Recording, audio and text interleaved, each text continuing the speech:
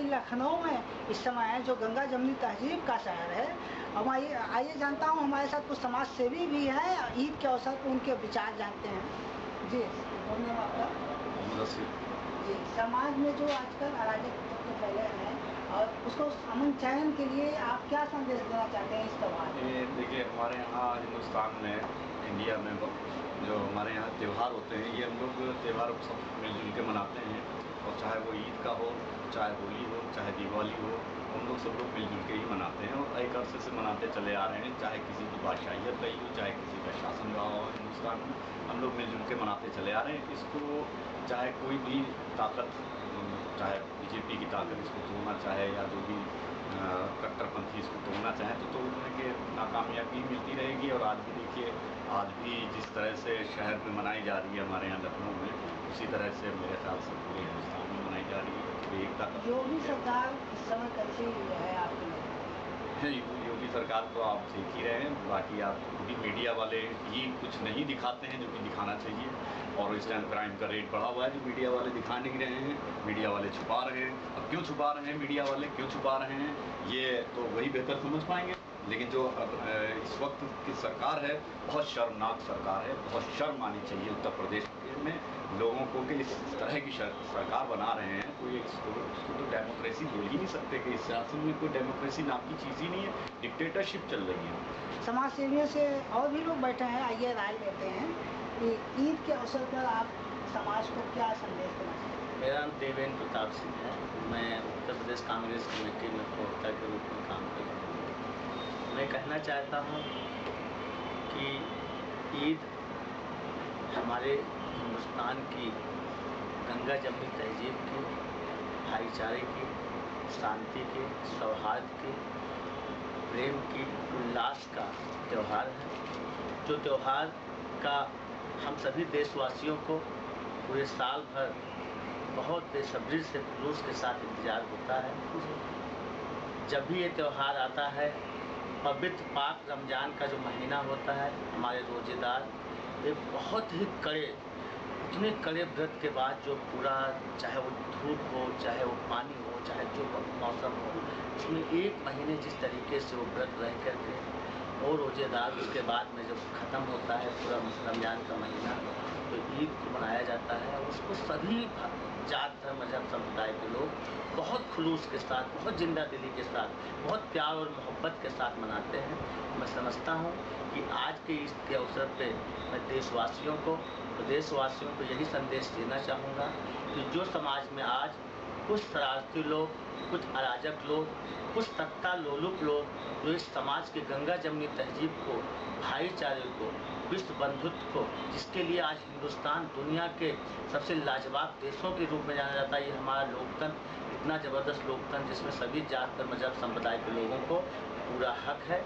आज भारतीय जनता पार्टी के लोग जो आरएसएस के इशारे पे जिस तरीके से देश के लोकतंत्र को कमज़ोर करना चाहते हैं, जिस तरीके से इस देश के लोकतंत्र को ख़त्म करके एक तानाशाही शासन सत्ता लाना चाहते हैं और एक जात विशेष वर्ग के ऊपर जिस तरीके से कुठाराघात करते हैं, मैं कहना चाहता हूँ, साफ वही से कहना चाहता हूँ कि भारतीय जनता पार्टी के लोगों को ये बाबा साहेब भीमराव अम्बेडकर जी के संविधान में, इस लोकतंत्र में ज़रा सा विश्वास नहीं है।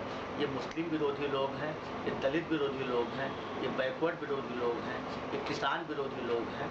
ये इस देश के लोकतंत्र को ख़त्म करके जिस तरीके से कर्नल गद्दाफी का शासन हुआ करता था, इराक में सद्दाम हुसैन का शासक हुआ करता था, कभी अफ़गानिस्तान में तालिबानों का शासन हुआ करता था, वही शासन आज में हिंदुस्तान में देखने को मिल रहा है। इस लोकतंत्र के लिए निश्चित तौर पे बहुत ही घातक है।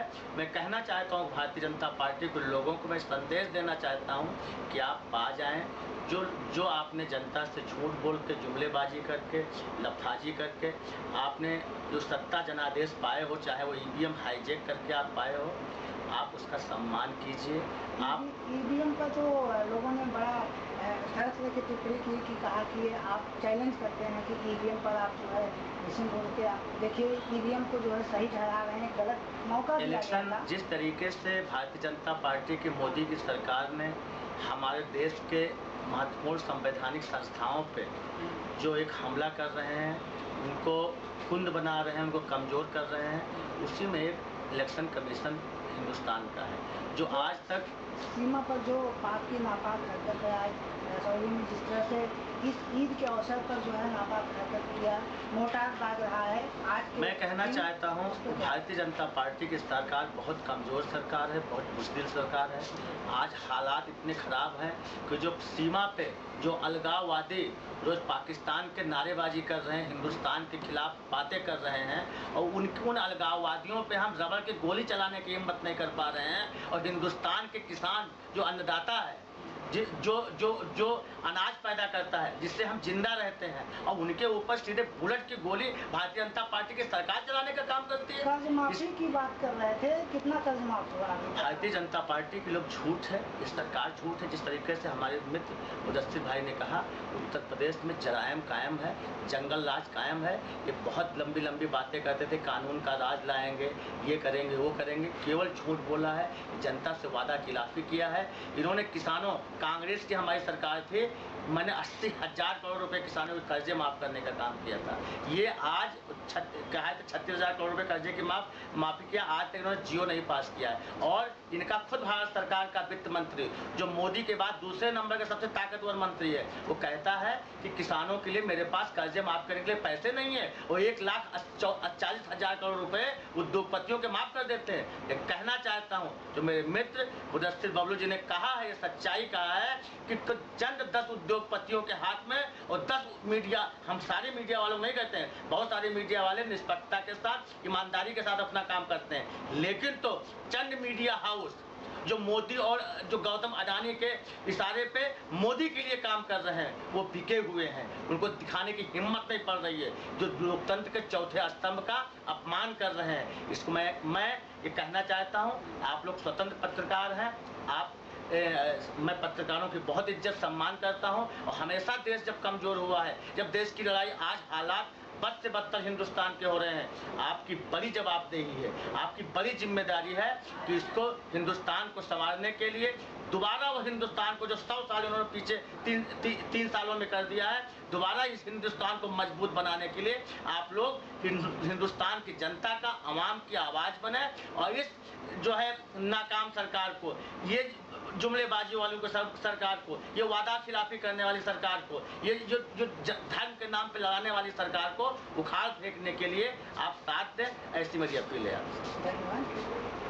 तो ये मीडिया पर जो कटाक्ष किया इन्होंने, तो मीडिया पर ये कुछ गोदी मीडिया है, कुछ इस तरह की चर्चा में रहा, इस समय चर्चा का विषय बना हुआ है मीडिया में। केंद्र की मोदी सरकार ने मीडिया को खरीद रखा है, लोगों का मानना है, लेकिन कुछ मीडिया वही विरोध भी कर रही है। दिल्ली के प्रेस क्लब में इसकी मीटिंग भी हुई है, और इसको लोगों ने बयान दिया है, कहा है कि मोदी सरकार ऐसा नहीं कर सकती, स्वतंत्र मीडिया को खरीदा नहीं जा सकता, देश के किसी भी सामाजिक, आर्थिक, शैक्षिक मुद्दे को लेकर मीडिया स्वतंत्र है। राजधानी लखनऊ में ईद के शुभ अवसर पर हम एक समाज सेविका से मुलाकात करते हैं, सैयद जलील जी हैं। आइए मैं ईद के अवसर पर कुछ समाज के लिए संदेश से लेता हूँ, महिलाओं के प्रति उनकी क्या विचार होगा। जी जलील जी बताइए, किस तरह की समाज सेवा करती हैं आप, क्या संस्था से?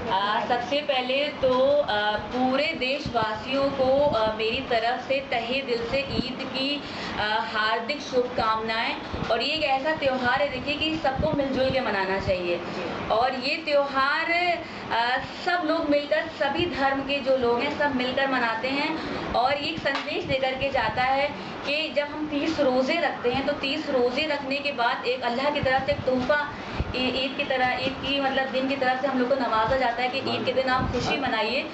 तो ये एक सब्र का महीना है और एक इम्तिहान होता है। तो जितना भी आज मैं अगर उत्तर प्रदेश की बात करूं तो कहा जा रहा था कि उत्तर प्रदेश है, उत्तम प्रदेश बनेगा, लेकिन जो हम लोग का जो आजकल जो आप लोग हालात टीवी पर देख ही रहे हैं कि वो उत्तम प्रदेश तो नहीं बन पा रहा है। इसमें जो अराजकता का माहौल है उसको क्या कहेंगी, जो पत्थरबाजी हो रही है उसको क्या कहेंगी? देखिए, ये बहुत ही निंदनीय कदम है। मतलब आप एक भारत में रह करके इतनी गलत चीज़ें हो रही हैं कि हम कह ही नहीं सकते इस बारे में कुछ। और दूसरी चीज़ मैं कहना चाहूँगी कि उत्तर प्रदेश में जो महिलाओं का जो एकदम से लेवल डाउन हुआ है, ये इतना ज़्यादा दर्दनाक है, निंदनीय है। और जहाँ तक हम बात करें अखिलेश सरकार की, तो थोड़ा सा तो बेटर था। 100 नंबर 10 90 ये सब अखिलेश सरकार की उपलब्धियाँ नहीं है, वो कैसी रही आपकी? काफ़ी हद तक अच्छी रही थी। लेकिन अब जो ये 2 3 4 महीने में जो लेवल डाउन हो रहा है, जो लगातार ये बलात्कार के और जितने भी केसेस आ रहे हैं, तो मतलब ये बहुत ही दिल दुखाने वाले हैं। और हम सबको मिलकर के इसमें कुछ करना चाहिए। और मैं तो कहूँगी कि सारी महिलाएं जागरूक हों, सारी ख़वातीन जो हैं वो जागरूक हों। जो प्रदेश में आजकल जो महिलाओं का जो हालात चल रहे हैं आजकल, जितने भी ये बलात्कार के जितने भी केसेस बढ़ रहे हैं, इनका जो मेरे पास तो आंकड़ा लिखा रखा है कि मार्च में कितने % बढ़ा और अप्रैल में कितने % बढ़ा, मई में कितना % बढ़ता चला जा रहा है। योगी सरकार जो है इस महिलाओं के प्रति कुछ ज़्यादा गंभीर दिखाई दे रही थी चुनाव के वक्त। इस समय क्या है 100 दिन के? देखिए, मैं तो बिल्कुल खुले शब्दों में कहना चाहूँगी कि वोट पाने के लिए तो बड़े बड़े वादे जनता से करे ही जाते हैं, लेकिन वोट पाने के बाद जब आप जीत जाते हैं, आपको गद्दी मिल जाती है, उसके बाद आप क्या करते हैं? तो शुरू में तो उन्होंने एंटी रोमियो वो स्क्वाड भी चलाया, तो जो बाद में महिलाओं को ही तकलीफ पहुंचाने लगा, उन्हीं की ही इज्जत जो है जाने लगी। कई महिलाओं ने आगे बढ़कर इसके खिलाफ प्रोटेस्ट भी किया, लेकिन मतलब बढ़ता ही चला जा रहा है। और अब जो रेप के केसेस हम लोग देख रहे हैं, जो उसमें बढ़ोतरी देख रहे हैं, मार्च अप्रैल में जून में बढ़ता ही चला जा रहा है और खुलेआम हो रहा है। घर के मर्दों के साथ मतलब महिलाएं जो हैं सुरक्षित नहीं उत्तर प्रदेश में। ये मैं आपको आज के हालात बता रही हूँ। जो आपकी संस्था है उसके माध्यम से आप किस तरह के जो है महिलाओं के प्रति सशक्तिकरण का काम या उससे बचाव के लिए कुछ काम करना चाहेंगे, क्या है? जी, फिलहाल तो देखिए हम लोग मेरा हम लोग का NGO था अवध वेलफेयर सोसाइटी, लेकिन अब हम लोगों ने जितना अपराध जिस गति से बढ़ रहा है, जिस रफ्तार से बढ़ रहा है, तो और भी NGOs हैं, जैसे विमेंस विंग हैं, और भी कई सारे NGOs हैं जिनकी जो फाउंडर्स हैं, हम लोग सब मिल चुके हैं और मिल करके NGO के नाम पर फॉर्मेलिटी लोगों की है, बहुत से NGO चलती है, लेकिन आपके विचार से महिला कैसे सुरक्षित हो सकती है? कुछ आपने तजुर्बा बताया। देखिए, कम से कम ये तो होता है ना कि अक्सर ये होता है कि कभी ऐसा दुराचार या ऐसा मामला जब आता है तो महिलाओं को उनकी फैमिली से सपोर्ट नहीं मिलता है, वो शर्मिंदगी से छुप जाती हैं। कम से कम ऐसी संस्थाओं के जरिए वो उनको एक समाज में इंसाफ दिलाने के लिए कुछ तो करती हैं। अक्सर फैमिली में ही उनको बैक कर दिया जाता है कि भाई आप ना बढ़ो, ये इज्जत का मामला है। लेकिन इन संस्थाओं के जरिए जो महिलाएं इनसे जुड़ी हुई, उनके जरिए आप मतलब उन औरतों को इंसाफ काफ़ी हद तक मिलता है। मुस्लिम समाज में नकाब पर है कहीं ध्यान दिया जाता है, 3 तलाक पर भी कई मुद्दे उठाए गए, महिलाएं जो है सुप्रीम कोर्ट तक गई, वहाँ भी कुछ निर्णय हो रहा था, उस पर आप जी मैंने वो सफल देख रहे हैं? देखिए होना चाहिए नहीं होना? देखिए, ट्रिपल तलाक पे मैंने काफ़ी डिबेट्स मैंने TV चैनल्स पे दिए हैं, आप YouTube पे देख सकते हैं। तो मैंने यही कहा कि इस्लाम मज़हब में 3 तलाक एक साथ है ही नहीं। ये मैं पूरी जिम्मेदारी के साथ कह रही हूँ। मैं कुरान की मैं आयत के मैं सूरत का हवाला, मैं आयत नंबर बता दूँ कि कुरान में कहीं पर एक साथ 3 तलाक का जिक्र है ही नहीं।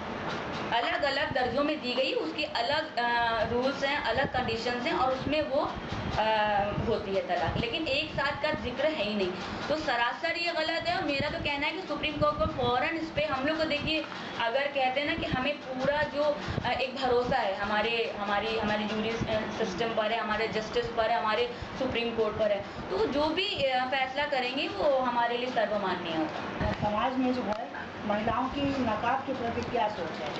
नहीं, देखिए, ये तो एक अपना पर्सनल मसला है कि नकाब को लेकर के एक अपना पर्सनल मसला है, और दीन में है कि आप अपने बालों को ढकिए, एक हिजाब है, लेकिन मेरे ख्याल से किसी पर ज़बरदस्ती नहीं है। ये आपका दिल करे, आप अल्लाह ताला सबको तौफीक अता फरमाए कि वो अपने आप को ढक के हिजाब कर ले, तो ये देखिए अपना खुद का फैसला है, इस पर किसी की ज़ोर ज़बरदस्ती नहीं है। ईद का जो अवसर है ये बड़ा ही अमन चैन और लोगों में भाईचारा एकता का प्रतीक है जी। तो इस पे आप समाज को क्या समझें? देखिए, जैसे कि मैंने बताया पहले भी कि ईद जो है वो 30 रोज़े जो होते हैं ना, हमारे सब्र का महीना होता है, और सब्र के बाद अल्लाह ताला तोहफे के उसमें खुशी मनाने का एक दिन देते हैं कि भाई ईद मनाइए, आप खुशियाँ बांटिए आप। तो वैसे ही है कि आप ज़िंदगी में कभी भी, मैं खास करके जो लेडीज़ जो महिलाएं मुझे देख रही हैं, मैं उनसे कहना चाहूँगी कि देखिए सब्र करने से ही आप किसी चीज़ को पा सकती हैं, लेकिन एक हद तक सब्र कीजिए।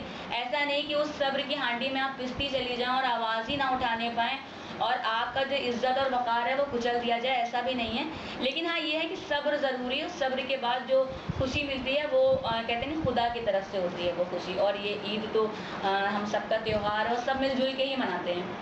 Thank you. तो ईद जो खुशी का अमन चैन का त्यौहार है, इस अवसर पर मैंने बताया है, इस त्यौहार पर लोगों से यही दुआ करती हैं कि देश में शांति और अमन चैन का माहौल बना रहे। कैमरामैन मनोज के साथ मैं Subhash Nishad, I connect news.